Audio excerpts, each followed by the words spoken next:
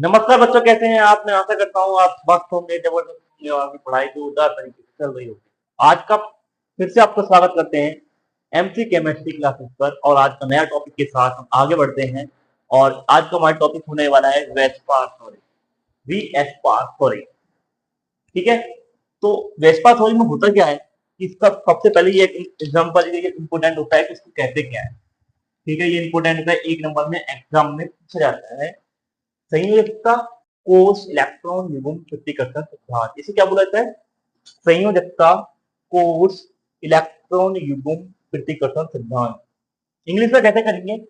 Valence shell electron pair repulsion theory. Electron pair repulsion theory, तो ये actual में theory होती क्या है कि आपको मैं थोड़ा सा मोटा मोटा बताता हूँ, उसके बाद मैं आपको टॉपिक के ऊपर लेके चलता हूँ जिससे आपको समझ में आएगा कि यदि देखो आपके घर में चार दो दो भाई हैं, दो बहन भाई हैं और वो निठल्ले हैं, खाली काम करना है, खाना पीना सोना, तो उनके बीच में क्या रहता है? रहते एक कमरे में ही है, एक घर में ही रहते हैं, पर उनमें क्या होता है? लड़ाई ज्यादा होती है। क्यों? मोम का भी होती है, लड़ाई भी होती है। जो लड़ाई होती है उसी को क्या बोला जाता है? उनको बोला जाता है दो इलेक्ट्रॉन एक ही घर में रह रहे हैं और दोनों पे सेम चार्ज है, दोनों के ऊपर सेम है, तो दोनों के ऊपर सेम चार्ज होता है तो क्या होता है? धक्का लगता है, वो पृथ्वीकर्षण होता है, तो उसी को बोला जाता है पृथ्वीकर्षण। इसी हिसाब से इलेक्ट्रॉन जब कक्षक में रहता है तो उनके बीच में पृथ्वीकर्षण होता है, मतलब कि उनके बीच में धक्का धक्की होती है, खूब लट्ठमार होता है, खूब होता है, तो एक दूसरे को वो पीछे की तरफ खींचते हैं। तो इसी हिसाब से इस सिद्धांत को क्या बोला जाता है? Valence shell electron repulsion theory. Valence shell electron repulsion theory in the orbital. समझ एक बात होगी, ऑर्बिटल की बात चल रही है। ठीक है, तो ये सिद्धांत सर्वप्रथम क्या बात बताता है हमें कि यह बोलता है, यह थ्योरी कोवलेंट अणु मतलब सह संयोजक अणु की संरचना की इंफॉर्मेशन देती है। और वेस्पार थ्योरी कोवलेंट मॉलिक्यूल जो होते हैं, कोवलेंट मॉलिक्यूल की स्ट्रक्चर के बारे में कौन बताती है? वेस्पार थ्योरी बताता है। ठीक है, यह थ्योरी किसने दी थी? सिडविक एंड कोवेल नामक दो वैज्ञानिक थे, इन्होंने अपनी अपनी विचारधाराएं रखी और इसके अनुसार इस थ्योरी का संरचना के बारे में बताया गया। ठीक है, तो यह थ्योरी क्या बताती है हमें? मॉलिक्यूल की स्ट्रक्चर को बताती है। आपको क्या बताना पड़ेगा? कोई पूछता है तो आप बोलना कि वेस्पार थ्योरी एक इलेक्ट्रॉन रिपल्सन थ्योरी है जो कि मॉलिक्यूल की स्ट्रक्चर के बारे में हमें जानकारी देती है। ठीक है, तो इसके कुछ पोस्टुलेट होते हैं, मतलब इसकी कुछ विशेषताएं होती है। हम नंबर वन करके इसकी विशेषताओं पर अपना दिमाग लगाते हैं। तो बोलते क्या है इनकी विशेषताएं? एक एक करके आपको सुनना पड़ेगा, प्रॉपर तरीके से सुनना पड़ेगा, जब आपको ये समझ में आएगी। तो मैं कोशिश करूंगा कि आपको मैं आसान में भी समझाऊंगा। ठीक है, ये बोलते हैं कि किसी अणु की संरचना, अणु में उपस्थित केंद्रीय परमाणु के संयोजक इलेक्ट्रॉन, मतलब कि जो bonded electron, non bonded electron. Valence shell में दो प्रकार के इलेक्ट्रॉन होते हैं, बॉन्डेड होते हैं, नॉन बॉन्डेड होते हैं। नॉन बॉन्डेड इलेक्ट्रॉन को क्या बोला जाता है? लॉन पेयर बोला जाता है, और बॉन्डेड इलेक्ट्रॉन को बॉन्ड पेयर बोला जाता है। ठीक है, तो केंद्रीय परमाणु के सहसंयोजक इलेक्ट्रॉन पर निर्भर करती है कौन? कि वैलेंस शेल।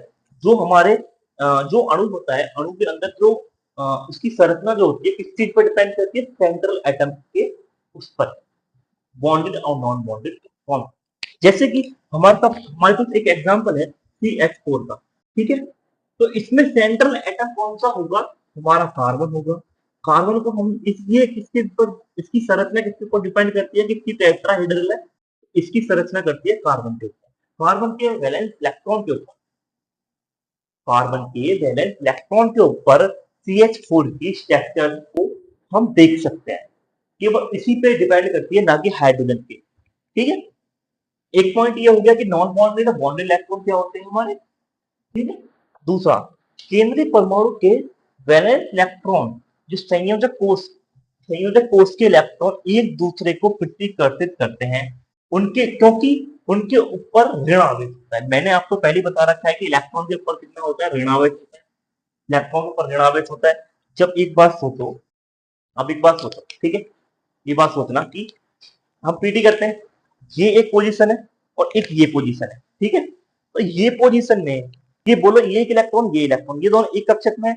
अब इनके बीच में क्या होगा? इनके बीच जब दो आपने देखा है तो ये दोनों पास पास है, बहुत पास पास है, इनके बीच में क्या होगा, हम सोचेंगे, मेरा माइंड क्या बोलेगा, इसको टाइट कर कर ऐसे रख, और ये क्या करेगा, नहीं ये इधर ऐसे, मतलब ये आपस में क्या करेंगे, इसको धक्का देंगे, दोनों क्या करेंगे, आपस में धक्का देंगे, पीछे की तरफ धक्का देंगे। पर मेरा शरीर बोल रहा है नहीं, फाफड़ा नहीं है, फाफड़ा नहीं है, माइंड बोल रहा नहीं, फाफड़ा नहीं है, ताकत लगा, ताकत लगा, ताकत लगा। जब इसको मैं क्या करूंगा, जब इनके बीच में रिपल्सन अधिक हो रहा है, रिपल्सन अधिक हो रहा है, जब मैं हाथ दे रहा हूँ तो एनर्जी लगा रहा हूँ, एनर्जी लगा रहा हूँ, नहीं लगा रहा, पर इनको रोकने के लिए मुझे एनर्जी चाहिए, कोई एनर्जी चाहिए। तो जब रिपल्सन अधिक होगा, एनर्जी अधिक हो जाएगी, एनर्जी अधिक हो जाएगी, नहीं हो जाएगी, जब भाई मैं ताकत पकड़ पकड़ रखा है, जब मैंने कोई वस्तु पकड़ रखी है, उसमें दोनों के बीच में प्रतिकर्षण हो रहा है, रिपल्सन हो रहा है, वो धक्का मार रहे हैं एक दूसरे को, तो मैं ताकत लगा के रोकूंगा, एनर्जी होगी। जब एनर्जी होती है तो ये आपस में स्टेबल हो जाएंगे, ये स्टेबल नहीं होंगे, क्यों, क्योंकि अपनी इनकी एनर्जी भी अधिक है और रिपल्सन अधिक मार है, तो स्टेबिलिटी क्या हो जाती है, जाती है। ये बहुत इंपॉर्टेंट पॉइंट बताया मैंने, ये बहुत इंपॉर्टेंट पॉइंट है, बहुत ज्यादा, ये बहुत इंपॉर्टेंट बता दिया मैंने आपको बात। अब आ जाओ, ये स्ट्रक्चर हुई, एक स्ट्रक्चर ये होगी, इसके बीच में रिपल्सन है, पर कोई भी मॉलिक्यूल स्टेबल होना चाहता है, हमेशा स्टेबल होना चाहता है, वो क्या करेगा, अपनी अपने इलेक्ट्रॉन को इस प्रकार बंधित करेगा कि उनके बीच में रिपल्सन कम हो। तो क्या करते हैं आप समझ देखो, ये मेरे 180 डिग्री का एंगल हो गया, अब इसके और इन दोनों के बीच में लड़ाई हो सकती है, क्योंकि ये बहुत दूर, ये बहुत दूर, तो ये आराम से बैठे रहेंगे। अब ये इसको मैं आगे करूं हल्का सा, तो इनके बीच में हल्का सा रिपल्सन चालू हो जाएगा, इसको थोड़ा सा पीछे करूं तो रिपल्सन चालू हो जाएगा, तो मतलब कि 180 डिग्री पे रिपल्सन कम होता है। तो जैसे जैसे रिपल्सन होगी बात, जैसे रिपल्सन कम होगा, ऐसे ही स्टेबिलिटी मॉलिक्यूल की बढ़ जाएगी। तो माही साहब हमारे क्या बोलते हैं, हमारे भाई साहब बोलते हैं, सिडविक और पोवेल वैज्ञानिक बोलते हैं कि कोई भी मॉलिक्यूल में इलेक्ट्रॉन को इस हिसाब से सजाया रखा जाता है, उनकी स्ट्रक्चर को इस हिसाब से रखा जाता है कि उनके बीच में जो रिपल्सन है वो अत्यधिक कम हो, जिस कारण मॉलिक्यूल अधिक स्टेबल हो।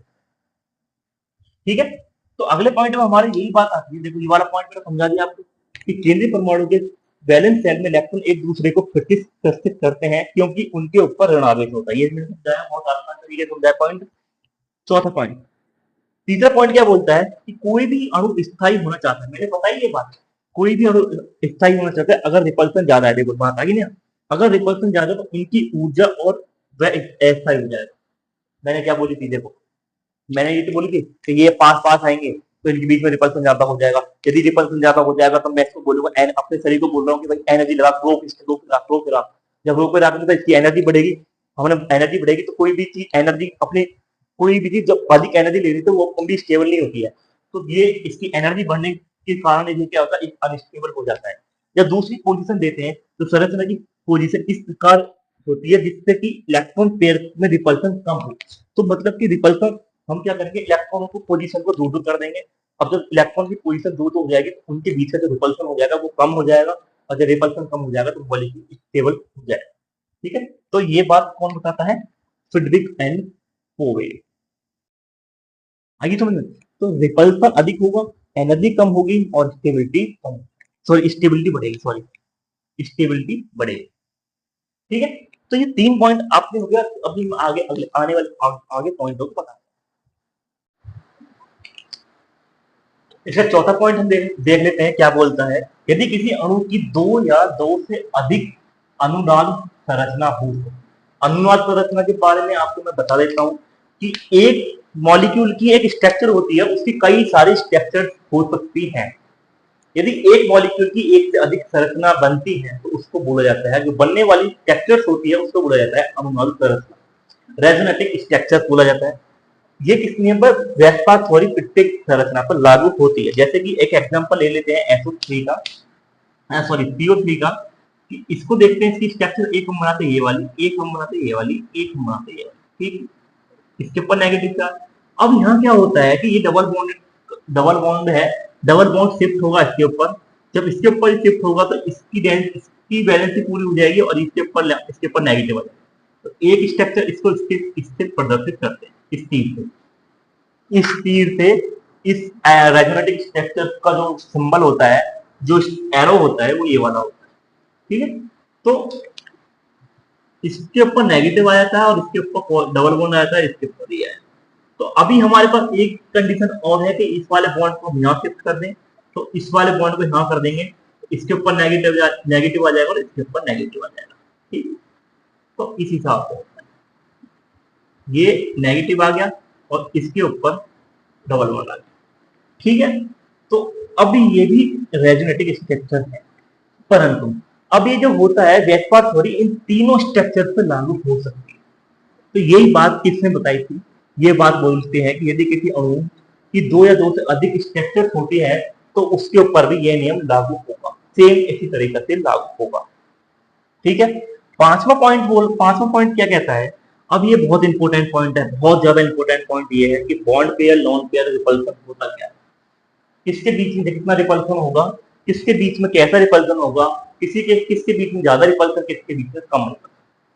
तो अब एक कहानी सुनते हैं, कहानी के अकॉर्डिंग मैं आपको बताता हूँ कि यही बात आ गई कि जब जब मैंने बोला घर में एक लॉन पेयर है, कोई किसी के पास एक लॉन पेयर है, वो एक ठल्ला आदमी होता है कि मतलब वो किसी से मतलब नहीं रहता, अपने पास घूम रहा है, वो ऐसे ही मजे में खा रहा है, पी रहा है, मौज ले रहा है। यदि एक से ज्यादा दो लॉन पेयर आ गए तो क्या होगा भाई? दो एक भाई समझो मेरी बात को, एक उसमें एक कमरे में दो बंदे हैं, दोनों नठल्ले हैं, कुछ काम नहीं है उनके पास। वो कहेगा दोनों हरामी है, बिल्कुल हरामी। वो कहेगा तू कर ले, वो कहेगा तू कर ले, नहीं मैं ना करा तू कर, मैं ना करा तू कर, दोनों में क्या होगा? युद्ध चालू, उनके बीच में बहुत भयंकर युद्ध होगा। तो इसी प्रकार से जब दो लॉन पेयर होते हैं, लॉन पेयर के बीच में क्या होता है? रिपल्सन सबसे ज्यादा होता है। जहां लॉन पेयर आ जाएंगे वहां क्या होगा? रिपल्सन ज्यादा होगा। जैसे कि एक स्ट्रक्चर देता हूं मैं आपको, जैसे कि ये है, ये ट्राइंगल है। अब ट्राइंगल के ऊपर मैं यहाँ एक लॉन पेयर देता हूँ, एक लॉन पेयर यहाँ रख देता हूँ और एक यहाँ बॉन्ड पेयर कर देता हूँ। ठीक है, तो इनके बीच का जो ये दोनों क्या करेंगे आपस में, ये दोनों क्या करेंगे आपस में रिपल करेंगे, ये इसको धक्का देगा, ये इसको धक्का देगा। ये क्या करेंगे? जब लॉन पेयर आ जाते हैं तो स्ट्रक्चर की जो शेप होती है इसको क्या करते हैं? बिगाड़ देते हैं, टेढ़ी मेढ़ी कर देते हैं। ठीक है, जब झुका देंगे ये मोड़ देंगे। ठीक है, ये क्या करेंगे? स्ट्रक्चर की शेप को बिगाड़ देते हैं यदि ज्यादा रिपल्सन आता है। अब देखो, यदि लॉन पेयर और बॉन्ड पेयर कैसे समझेंगे? यदि एक कमरे में एक बंदा ठीक है, दूसरा बंदा काम पे जा रहा है, वो वहां से आया, वहां से आने के बाद उससे बोला कि भाई काम करते, वो कहेगा मैं नहीं करता, मेरे से नहीं होगा। वो बोला मैं काम करके आया, वो थोड़ी बहुत देर सुनेगा फिर अपने काम पे लग जाएगा। तो उनके बीच में क्या है? वो उनके बीच में एक बॉन्डिंग है और उनके बीच में एक रिपल्सन कम है। तो लॉन पेयर और बॉन्ड पेयर के बीच में क्या रिपल्सन कम होता है? क्योंकि वो पार्टिसिपेट नहीं करते, ये इनके बीच में रिपल्सन बहुत कम होता है। जैसे कि इसके पास बी हो गया, अब इसके बीच में लॉन पेयर, ये बॉन्ड पेयर है। लॉन पेयर और बॉन्ड पेयर के बीच में रिपल्सन कम होता है और बॉन्ड पेयर और बॉन्ड पेयर के बीच में रिपल्सन ना के बराबर होता है। दोनों काम में बंधे होते हैं, दोनों अपने अपने बॉन्ड के साथ बंधे होते हैं, इन दोनों में बॉन्ड रिपल्सन ना के बराबर होता है। तो आने वाले टाइम में कोई पूछता है कि लॉन पेयर के बीच में रिपल्सन क्यों होता है? क्योंकि वो दोनों उनके वो क्या होते हैं? वो अनबॉन्डेड इलेक्ट्रॉन होते हैं। अनबॉन्डेड मतलब वो किसी के साथ बॉन्ड बनाने की क्षमता रखते हैं, यदि उनके ऊपर नेगेटिव चार्ज होता है, दोनों नेगेटिव चार्ज के कारण आपस में रिपल करते हैं, आप उसको पृथ्वीकरण करते हैं। ठीक है, तो हमारा ये टॉपिक, ये पॉइंट हमारे हो गए। अब इस हम चलेंगे स्ट्रक्चर्स के बारे में। अब आता मजे का खेल सारा, जहां मैंने बॉन्ड पैरामीटर पढ़ाए हैं ना, बॉन्ड पैरामीटर मैंने क्यों पढ़ाए आज मैं उनको बताने वाला हूँ। बॉन्ड पैरामीटर पहले जिसने बॉन्ड पैरामीटर पढ़ लिए ना, तो वो बॉन्ड एंगल को समझ जाएगा, बॉन्ड एंगल को समझ जाएगा। ठीक है, तो अणु की संरचना को दो कैटेगरी में डिवाइड किया गया है। एक कैटेगरी होती है जिसके सेंट्रल एटम पर कोई भी लॉन पेयर नहीं होता, जिसके ऊपर कोई भी लॉन पेयर नहीं होता। दूसरा आता है एक जिनके सेंट्रल एटम पर एक या एक से अधिक लॉन पेयर प्रेजेंट होते हैं। इसको अलग पढ़ेंगे, इसको अलग पढ़ेंगे। ठीक है, पर ये जो है इसी का भाई होता है, क्योंकि इसकी जो शेप होती है उसके पास लॉन पेयर आ जाते हैं, जिसके कारण उसकी जो शेप होती है उसमें चेंज मतलब की बिगावट मतलब बिगड़ जाती है। तो लॉन पेयर आने से क्या होता है कि शेप डिस्ट्रॉय हो जाती है, टूट जाती है, मतलब बिगड़ जाती है। ठीक है, तो इसकी हम सबसे पहले पढ़ने वाले हैं। तो आज सबसे पहले पढ़ लेते हैं इसकी शेपों के बारे में, एक एक करके पढ़ेंगे और एक एक करके स्क्रीनशॉट लेते चले जाना। ठीक है, तो सबसे पहले हम आते हैं, एक टाइप होता है। टाइप कितने प्रकार की होती है? टाइप देख लेते हैं। AB2 होता है, AB3 होता है, AB4 होता है, AB5 होती है, AB6 होता है, AB7 होता है। ठीक है, ये हमारा सेंट्रल एटम हो जाता है ए, सेंट्रल एटम। और ये बी जो होता है हमारा, जो बॉन्डेड एटम होता है, बॉन्डेड एटम, बॉन्डेड एटम। ठीक है, तो ये हमारे टाइप हो गए 7। एक एक करके प्रत्येक का बॉन्ड, संरचना, लॉन पेयर, बॉन्डेड इलेक्ट्रॉन को एक एक करके समझेंगे और विद एग्जांपल। एग्जांपल जरूर देना पड़ेगा और एग्जांपल देने की मैं ट्रिक बता दूंगा। AB2 टाइप, AB2 ये पहली टाइप होगी। तो इसमें होता क्या है, अब सबसे पहले आप मुझको ये देखना कि हम सबसे पहले सेंट्रल एटम ए को बीच में ले लेते हैं। ठीक है, इसको हमने बीच में ले लिया, इसको हमने यहाँ ले लिया। ठीक है, इन दोनों को हम इस प्रकार से बिछा देते हैं। तो इसको यहाँ ले लिया, इसको यहाँ ले लिया। ठीक है,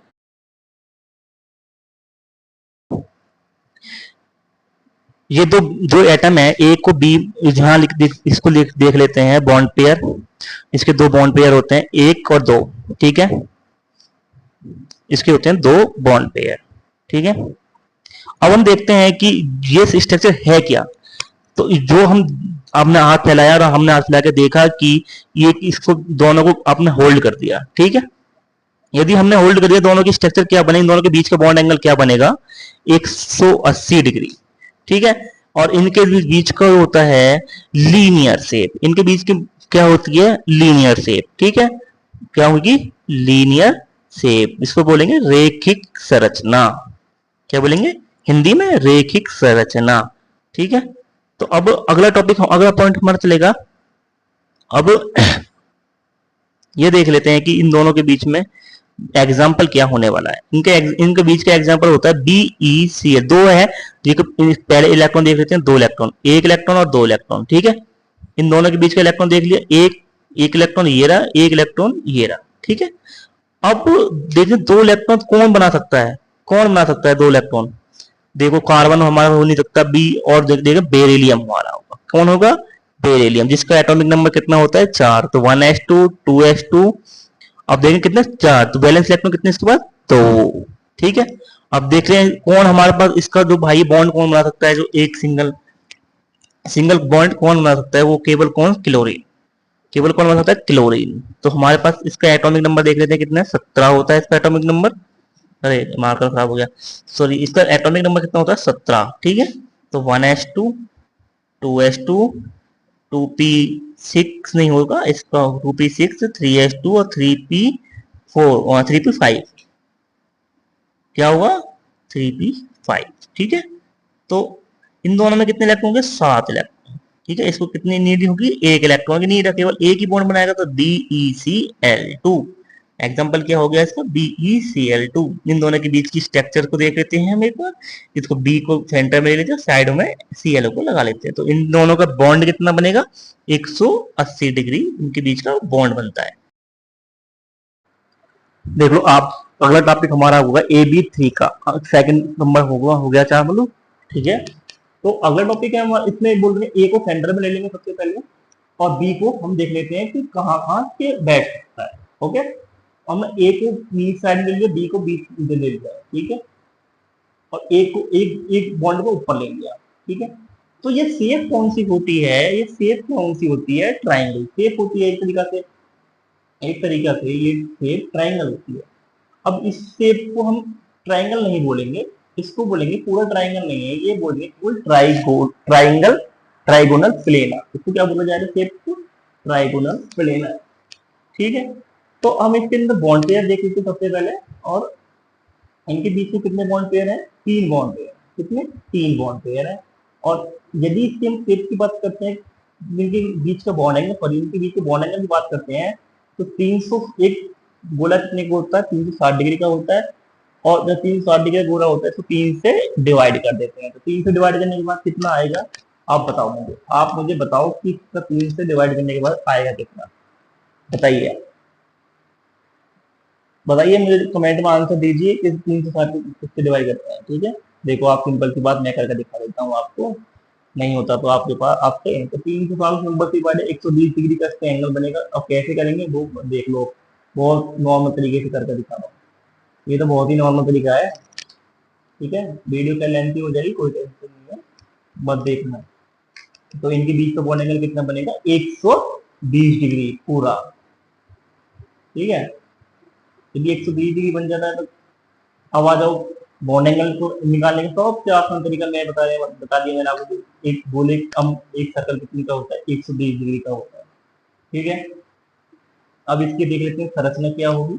इसकी संरचना मैंने बताई दी है, इसकी संरचना होगी ट्राइगोनल प्लेनर। क्या होगी, ट्राइगोनल प्लेनर। ठीक है, ट्राइगोनल प्लेनर, ट्राइगोनल प्लेनर। ठीक है, अब हमने देख लिया ऊपर से नीचे तक का। अब आने वाले जो बॉन्ड बन रहा है, अब इसके बीच का बॉन्ड एंगल हमने बता दिया 120 डिग्री। अब इसका एग्जाम्पल क्या लेने वाले, इन दोनों के बीच का एग्जाम्पल क्या लेने वाले हैं, मुझे बताइए। इन दोनों के बीच का एग्जाम्पल बताओ मुझे, कैसे निकालेंगे। देखो 3 बॉन्ड है हमारे पास, सबसे पहले बॉन्ड पेयर देख लेते हैं और इसके पास लॉन पेयर देख लेते हैं। सबसे पहली बात, इसके पास कितने बॉन्ड पेयर है, 3 बॉन्ड पेयर है। ठीक है, इसके पास 3 बॉन्ड पेयर है और एक भी लॉन पेयर नहीं है। कितना, एक भी लॉन पेयर नहीं है इसके पास, क्योंकि इसने 3 बॉन्ड बना रखे हैं, इसके पास कोई लॉन पेयर नहीं है। तो एग्जाम्पल इसका होने क्या वाला है आप मुझे कमेंट में बताइए और मैं भी बता सकता हूँ। ठीक है, देखो 3 बॉन्ड है, एक बॉन्ड एक लॉन एक इलेक्ट्रॉन, 2 लेवल 3। ठीक है, 3 इलेक्ट्रॉन बनाए। अब बॉन्ड कौन बना सकता है, मुझे बताओ। 3 बॉन्ड कौन किसके पीछे बैलेंस करने की, तो मतलब कि समझो B boron, B equal to 2h2 2p6 नहीं होगा, 2p6 नहीं होगा, 2p6 नहीं होगा, 2p1 होगा, 3 नहीं होगा, 2p1 होगा, 2p1 होगा, 2h2 8h2 2h2 8h2 2h2 sorry sorry 2h2p1 2p1। ठीक है, तो इनके वैलेंस इलेक्ट्रॉन कितने हो गए, 3 हो गए इसके वैलेंस इलेक्ट्रॉन। तो अब सिंपल सी बात है कि हम सिंपल सी बात है कि इसके एक इलेक्ट्रॉन किसके पास होता है, ओनली फॉस्फोर फ्लोरीन के पास। ठीक है, तो एग्जांपल फ्लोरीन ले लिया, तो हमने BF3CH3, तो हम इसकी स्ट्रक्चर को बना के दिखा देते हैं आपको कैसे बनती है। ये CH नहीं होगा F, ठीक है, BF3 होता है। तो इनके बीच का बॉन्ड एंगल कितना होता है, 120। ठीक है, 120 डिग्री। अब अगला आप मुझे बताइए कि अगला एग्जांपल क्या होगा इसका। ठीक है, तो अगला हमारा कौन सा चलेगा, टेट्राहेड्रल का चलेगा। इसको मैं जल्दी रफ कर देता हूँ, इसको मैंने जल्दी रफ कर दिया। और अगला टाइप हमारा चल रहा है AB4 का, चौथा टाइप है। ठीक है, तो हमें इसमें 7 टाइप पढ़ने हैं, तो सबसे हमारा कौन सा चल गया, AB4 वाला टाइप चल रहा है। तो हमने इसको सेंटर में लिया और उसको ऊपर ले लिया, इसको नीचे ले लिया। ठीक है, इसको नीचे ले लिया। ठीक है, तो ये स्ट्रक्चर क्या बनेगी, इस प्रकार से ट्राइंगल स्ट्रक्चर बनेगी। मैं आपको बना के दिखाता हूँ, ये देखो, मैं एक सेकंड में आपको बना के दिखाता हूँ। ये देखो, ये मैंने एक ट्राइंगल इस प्रकार से बनाया है, ट्राइंगल। ठीक है, ये देखना आप, ये देखो, ये देखो, ये देखो, ये देखो, ये आपने तीन तीन दिख रहे हैं, एक ये 3 बॉन्ड दिख रहे हैं, ये इस हिसाब से रख लिया, ये पीछे का हो गया। ये देखो, ये 3 बॉन्ड है, एक बॉन्ड ये पीछे की तरफ है, ये पीछे की तरफ है, ये ऊपर। ठीक है, एक बॉन्ड, 2 बॉन्ड, 3 बॉन्ड। इन दोनों के बीच का बॉन्ड एंगल, ये देखो, इन दोनों के बीच का बॉन्ड एंगल कितना होगा और इन दोनों के बीच का बॉन्ड एंगल कितना होगा, 109.5 डिग्री। ठीक है, 109.5 डिग्री होता है एक प्रत्येक बॉन्ड के बीच का एंगल। ठीक है, तो ये हो गया पीछे की तरफ और ये 3 बॉन्ड हो गया आगे की तरफ। ठीक है, इन बॉन्डों को क्या बोलता है, बी मैंने लगा दिया बी। ठीक है, तो इन दोनों के बीच का बॉन्ड एंगल कितना हो गया, 109.5 डिग्री, सॉरी 109.5 डिग्री। ठीक है, अब इसका बॉन्ड पेयर देख लेते हैं हमने, कितने बॉन्ड पेयर है इसके पास, 4 बॉन्ड पेयर है। कितने, 4। इसके पास लॉन पेयर कितने हैं, लॉन पेयर कितने हैं, लॉन पेयर इसके पास है 0। कितने, 0 लॉन पेयर है इसके पास। ठीक है, तो अब हम इसका देख लेते हैं कि इसका एग्जाम्पल क्या होने वाला है। इसके पास इसकी स्ट्रक्चर क्या बनने वाली है, इसको बोला जाता है चतुष्फलकीय स्ट्रक्चर। चतुष्फलकीय, भाई हिंदी देख लेना थोड़ा। चतुष्फलकीय स्ट्रक्चर मतलब संरचना, ट्राइट्राहेड्रल, टेट्राहेड्रल स्ट्रक्चर। ठीक है, तो ये सबसे ज्यादा इंपोर्टेंट स्ट्रक्चर है। इसके बीच का बॉन्ड एंगल मैं बता दिया 109 पॉइंट होता है बॉन्ड एंगल। ठीक है, तो अब हम इसका एग्जांपल देखते हैं। इसका एग्जांपल होगा CH4NH4 पॉजिटिव और इसका CCl4 सॉरी, इसमें देखा CH4NH3 पॉजिटिव, NH4 पॉजिटिव और इसका होगा एक CCl4 एग्जांपल। ठीक है, इन चार में से कोई सा भी एक एग्जांपल कर देना, आपको अच्छे मार्क्स मिल जाएंगे। ठीक है, इसके पास कितने हैं, 4 है, तो मैंने इसलिए कार्बन के पास ओनली 4 बॉन्ड लॉन पेयर होते हैं। तो अब देखते हैं कि कार्बन के पास कितने, 4, एक H2, 2S2, 2P2। ठीक है, तो इसके पास कितने वैलेंस इलेक्ट्रॉन, 4, तो ये 4 बॉन्ड बना लेता है। NH4 में देख लेते हैं, NH4 का जो होता है NH4, ये देखो CH4 हो गया ना हमारा, ये CH ठीक है, इन दोनों के बीच का बॉन्ड एंगल 109.5 डिग्री।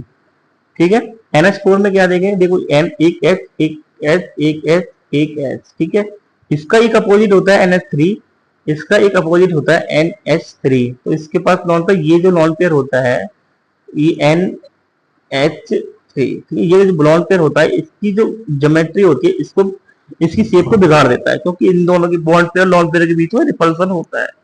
ठीक है, तो अब हम चलने वाले हैं AB5 टाइप पे। किन से पे, AB5 पे चलेंगे। अब देखो इसकी स्ट्रक्चर मैंने आपको बताई दी कि ये इस हिसाब से बन रहा है, ये ऊपर ये नीचे। ठीक है, 3 बॉन्ड ऐसे हैं, ये ऊपर वाला बॉन्ड हो गया और ये देखो इस हिसाब से ये ऊपर वाला। ठीक है,